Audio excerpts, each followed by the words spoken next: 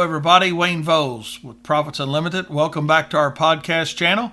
Today, we're going to talk a little bit about gaining snow and ice management accounts. We've had quite a few requests on that, and so I thought we'd address that for a little bit today and talk about some of the trials and tribulations that we went through with our lawn and landscaping business when we first got into that business as well. So I'll share a lot of stories with you on what things we did and things that worked, things that didn't work, and how we worked ourselves through that whole process. So first, in talking about snow and ice management, I wanted to make sure that everybody understands, and you guys that are watching this, maybe that got some experience with snow, can appreciate this, and you're going to think, man, this is silly, but it's really the right thing to let somebody know that's not doing it at this point, is the commitment that you're about to make.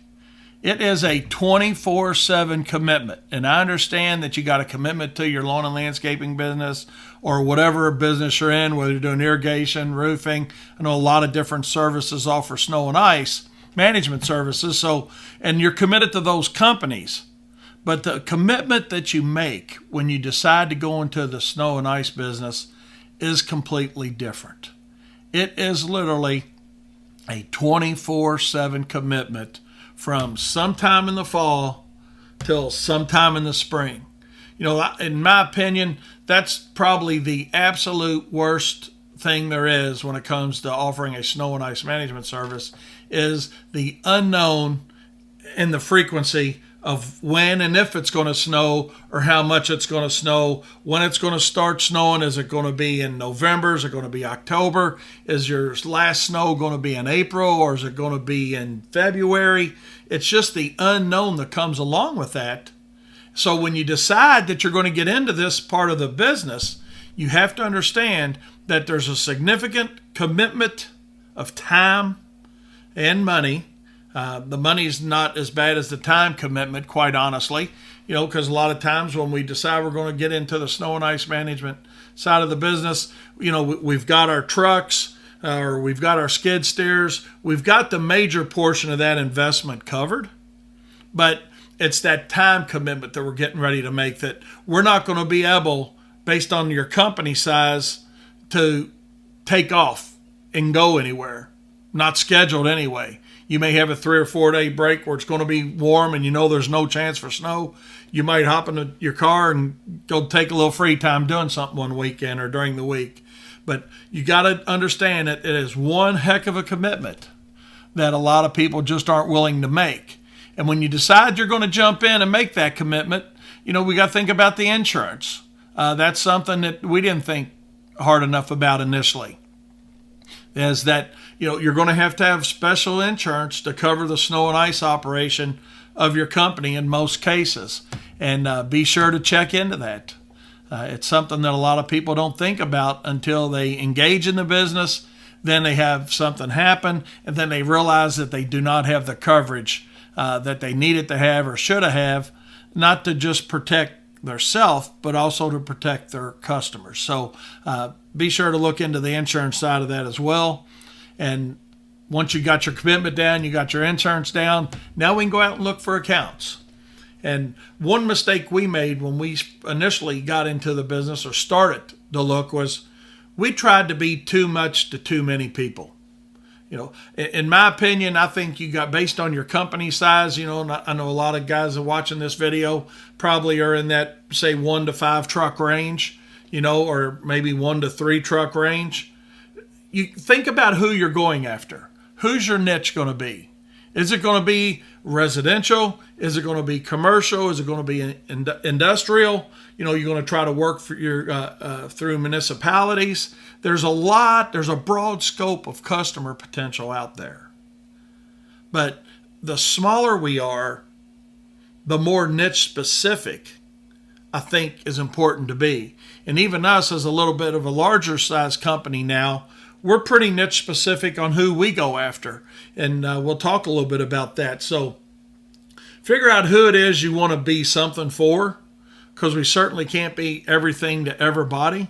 And after we did it a few years ourselves, we finally realized there was something really, really neat that Snow and Ice Management Services offered us that none of the other services that we offered, whether it was mowing or landscaping or pavers, whatever it may be from a diversified portfolio that you may have, the snow and ice offers something very interesting.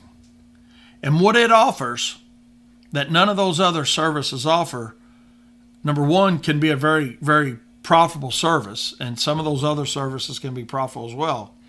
But also, being that it is a niche specific service, it's a very time sensitive service. You know, when you're mowing lawns or spraying lawns or doing landscapes, we've got a larger window of opportunity to get that work completed. But when we're talking about doing snow, that window goes from this to this. So we don't need a whole lot of accounts. We just need to go after the right type of account. Somebody that's looking for extraordinary service at a fair price. And that's what we're going to talk about today. How do we go after that clientele? Because realistically, we need about 6 to 8 hours of service per vehicle or per piece of equipment. As your company grows, you'll allocate your time a little differently. But looking at it from a standpoint of a startup, 1, 2 trucks, whatever, 3 trucks, we need about a 6 to an 8 hour route maximum. Because once you extend out past that kind of time frame in snow, and you're dealing with snow that's ongoing, an ongoing snow event, it doesn't have to be a 15-inch snow, because there's not too many of us anywhere that on average we're getting 15 inches of snow every time it snows. Okay, let's just say it's an ongoing, ends up being a 6-inch snow, but you're getting a snowfall rate of about a quarter to a half inch an hour, which is a pretty decent little snowfall rate. Well, you can't have 15 hours of service booked out there or 20 hours of service booked out there, because people just aren't going to wait that long. So once you realize that there's an awesome opportunity for you to be very niche specific and go after the clientele that needs your service and they need something done very quickly, you're going to find yourself servicing less accounts and being much more profitable by keeping those routes that you have very tight.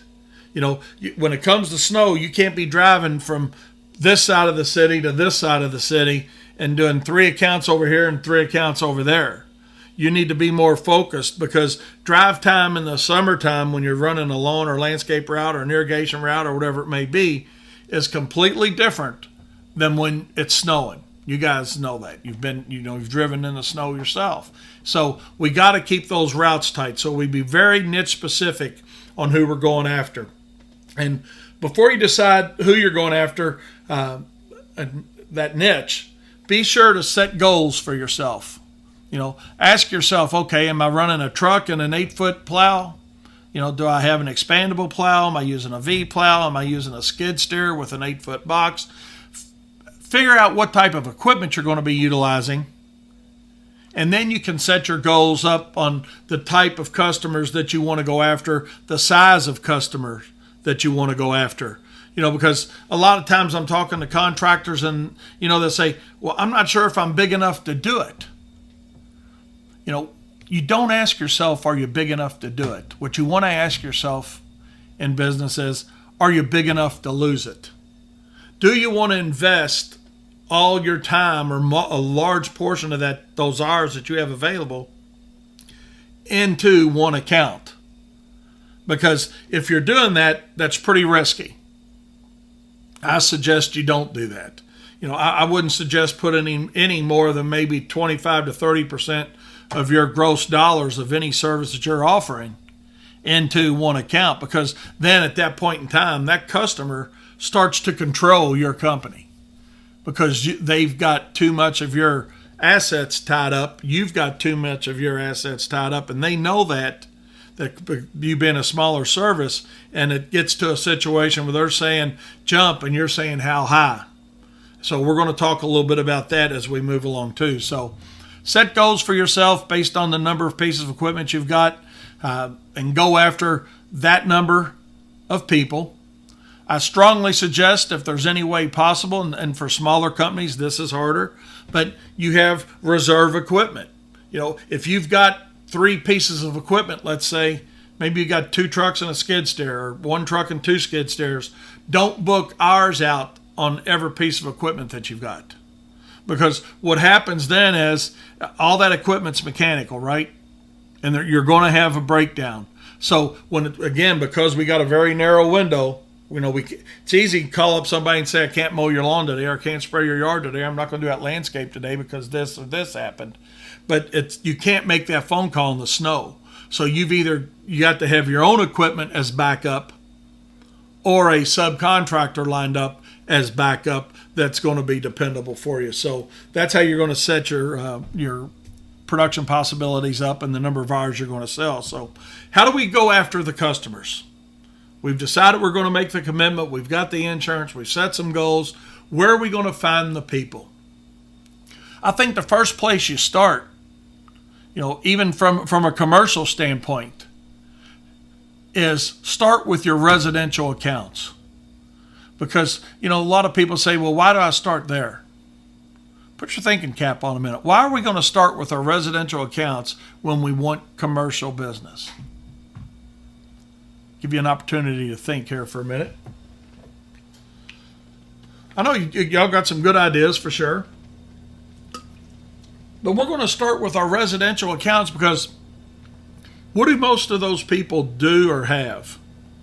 They either have jobs at commercial facilities and or they're upper level managers or owners at some of those facilities, right? So address those people first. Go to your residential customers, personally, based on your company size. Go see them, give them a call, make a personal contact and say, hey, Miss Smith or Mr. Jones, just want to let you know we're getting into the snow and ice management business this year. And I know you work at XYZ company, or if you don't know where they work, say, I know, that you're working at a commercial facility. Who would I need to speak to there about taking care of your snow and ice management services for you? And that's how we initially built up a few accounts a little at a time to give us a starting point on those commercial accounts. So certainly don't forget about your existing customer base.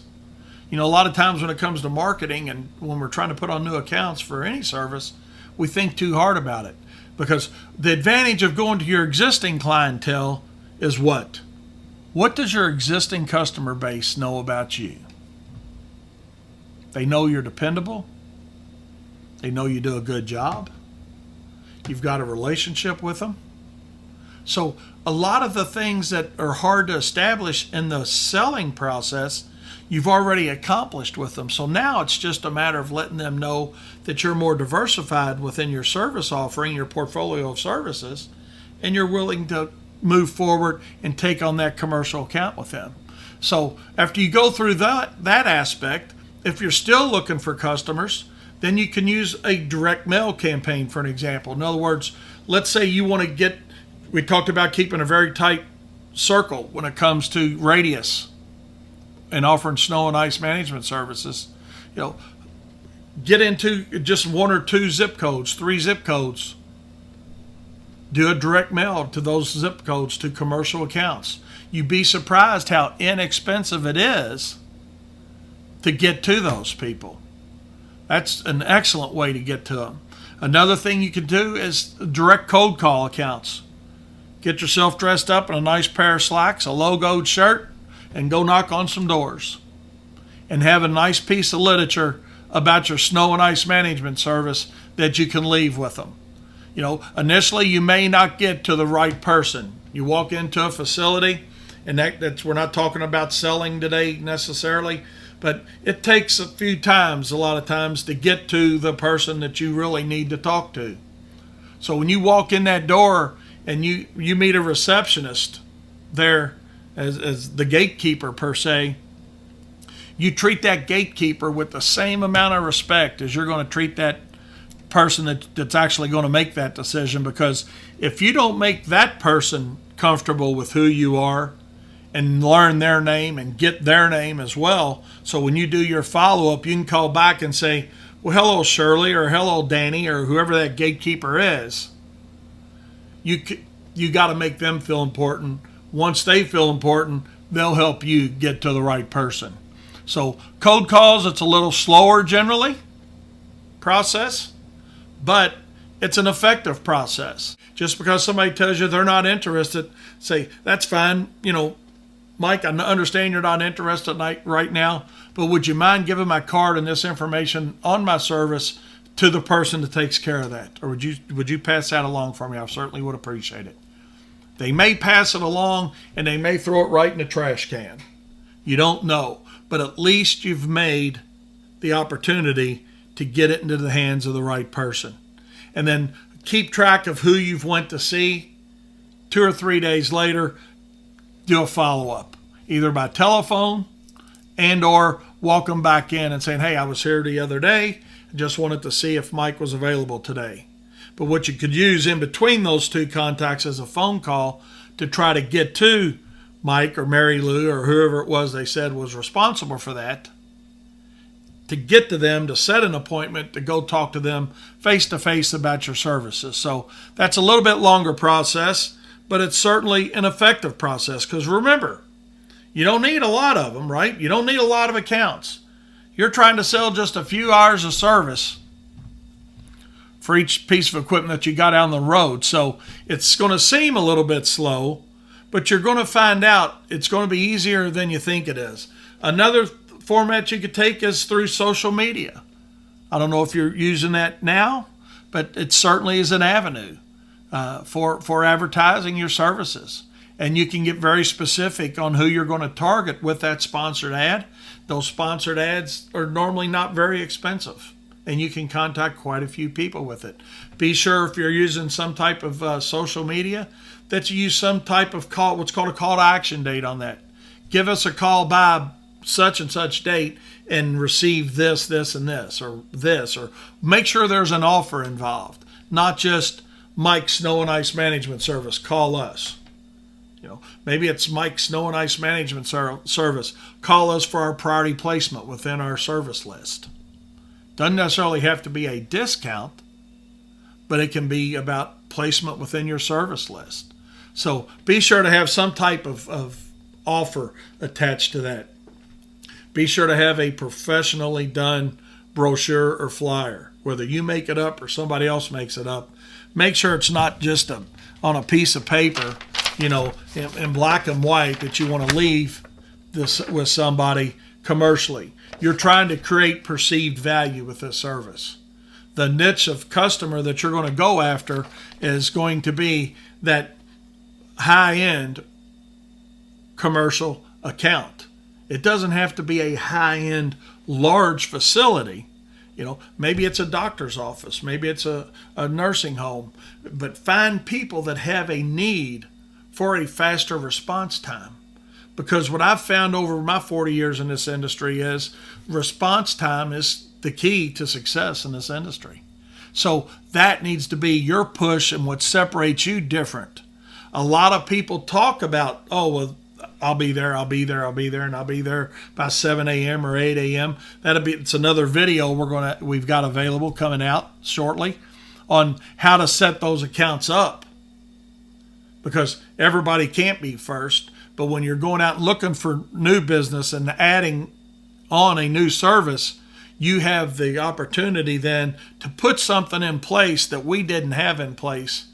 We didn't think about it, but it becomes a problem as you get several accounts and you got 10 accounts, let's say. Somebody's first, somebody's last. And don't make yourself be the bad guy making that decision on where you're going first or last. We got a great video and information on that, on prioritizing those accounts. Another thing you can do other than your direct mail or your social media is be sure that you've got website content that you do snow and ice management services. And if you do residential and commercial, make sure they're both addressed on your website. Okay? If you're going to social media advertisement and you're going to do residential and commercial, be sure that that's addressed that way. Because even though we have it segregated pretty well, we think, and we still get people asking about services that we are a service segment that we don't service. Okay, so be sure that you address who you're going after, and they understand that the message is clear that you're looking for residential or commercial, or simply residential or simply commercial, because your marketing efforts are going to need to be geared that way, so you're not addressing a lot of calls that with people that you're not going to be able to service. So once you set those accounts up, you get that customer base set up, and again, don't go after too many. Remember, we got a 6 or an 8 hour window that I suggest you stay in to make a route of the customers that you set. Doesn't mean you're just going to be out for 6 hours or 8 hours, but it means for that snow that goes on for 8 or 10 hours continually, it's going to give you time to service everybody and loop back around and start on those customers again. So we'll talk more about the routing aspect of that in future videos. But as far as going out and getting customers and getting involved in the business, remember, it's a 24/7 commitment. Make sure you're properly insured, okay, because that's another mistake a lot of companies make. And be very niche specific with it, okay? You can be very niche specific. Go after the clientele that is willing to pay a little more for the extraordinary service and response time that you're going to give them. Next step, obviously, is writing that customer up on a service contract, and that'll be a video you'll be able to watch shortly with us on what needs to be included, what doesn't need to be included in your service agreement. But when you go out and you set these customers up, be sure to utilize a service agreement, because it protects both you and your customers, because there's a lot of liability involved potentially with slip and falls, and it goes out from there, and we'll talk more about that later. So I hope that's helped you, giving you a few tips on where to find the customers, how to set your customer base up, keep that route tight, just get a few customers and start with it, and provide an excellent time response on that service, and your customers will be very loyal. So hope you were able to pick something up, and remember, profit is not a dirty word. Hey everybody, thanks for watching the video. If you enjoyed it, please give it a like. If you have any questions, comments, or concerns, leave us a comment below and we will get back to you soon. If you aren't already, please subscribe to our channel. Also, go like our Facebook page where you can interact with us and the whole Profits Unlimited community. Check out our great website with all of our 100% money-back guaranteed products at profitsorus.com. And remember, stay tuned for the latest and greatest content from us at Profits Unlimited.